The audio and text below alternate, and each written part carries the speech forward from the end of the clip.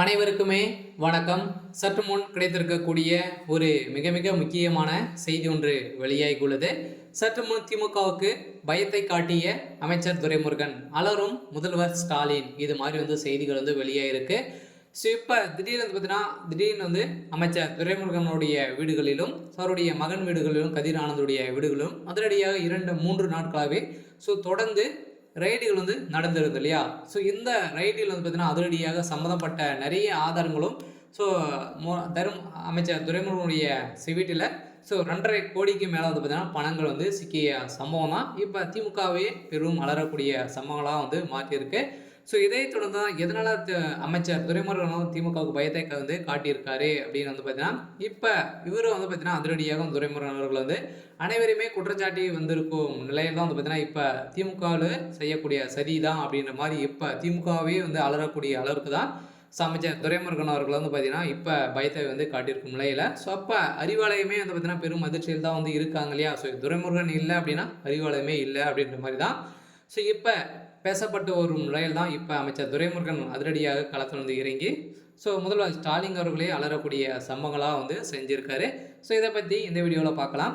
அதுக்கு முன்னாடி நம்ம சேனலை சப்ஸ்கிரைப் பண்ணி சப்போர்ட் பண்ணுங்கள். வாங்க வீடியோக்குள்ளே போகலாம்.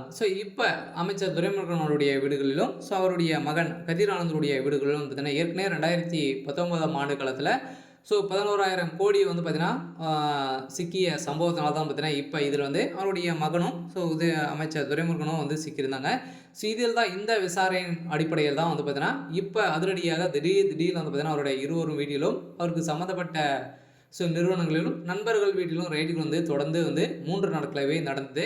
இந்த ரைடின் அடிப்படையில் மூட்டையாக பணங்கள் சிக்கிய சம்பவத்தினால இந்த பணங்கள் அனைத்தையுமே கவர்மெண்ட்டை தவறுதலாக கணக்கு காட்டி சம்பாதித்த பணங்கள் அனைத்தையும் ஊழல் பணங்கள் அனைத்துமே இப்போ சிக்கிய சம்பவத்தினால இப்போ அனைத்து ஆதாரங்களும் வெளியிட்டிருக்கக்கூடிய நிலையில் இப்போ முதல்வர் ஸ்டாலின் அவர்களே பெரும் அலறப்போயக்கூடிய நிலை தான் இருக்குது. இதனால் திமுகவே பயத்தை காட்டக்கூடிய நிலைக்கு தான் இப்போ அமைச்சர் துரைமுருகன் செய்யக்கூடிய செயல் இருக்குது. அதனால் அறிவாலயத்தையே காட்டி கொடுக்கக்கூடிய சம்பவம் நடந்திருக்கு இல்லையா. இப்போ சட்டப்பேரவையில் நடந்த சம்பவத்தினாலே அமைச்சர் துரைமுருகன் அவர்கள் ஏற்கனவே திமுகவுக்கும் நிறைய விரிசல்கள் ஏற்பட்டு இருந்தாலும் இந்த துணை முதல்வர் பதவியிலிருந்தே உதயநிதிக்கும் அமைச்சர் துரைமுருகன் அவர்களுக்கும் இடையே நிறைய வாதங்கள் ஏற்பட்டு வந்திருந்த நிலையில் ஏற்கனவே அமைச்சர் துரைமுருகன் அவர்களுக்கு உதயநிதி ஸ்டாலின் அவர்கள் ரைடுகள் விட்டுருந்தார் இல்லையா.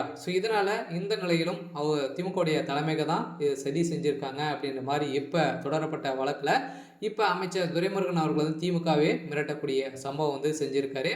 அதனால் திமுகவில் பெரும் கதி கலங்கி போய் தான் இருக்காங்க. அதனால் முதல்வர் ஸ்டாலின் அவர்களே அலறடித்துக்கூடிய போகக்கூடிய நிலை வந்திருக்கு. இருந்தாலும் ஏற்கனவே பாலியல் விஷயத்தில் சிக்கக்கூடிய திமுகவுடைய தலைமைக்குமே சிக்கியிருந்த நிலையில் தான் இதனால் திமுகவே அமைச்சர் துரைமுருகன் பயத்தை காட்டியிருக்காரு. இருந்தாலும் என்ன நடக்குது அப்படின்றத வெயிட் பண்ணி பார்க்கலாம். இது மாதிரி செய்திகளை தெரிஞ்சுக்கணும் அப்படின்னா மறக்காமல் நம்மளுடைய சேனலை சப்ஸ்கிரைப் பண்ணிக்கோங்க. தேங்க்யூ.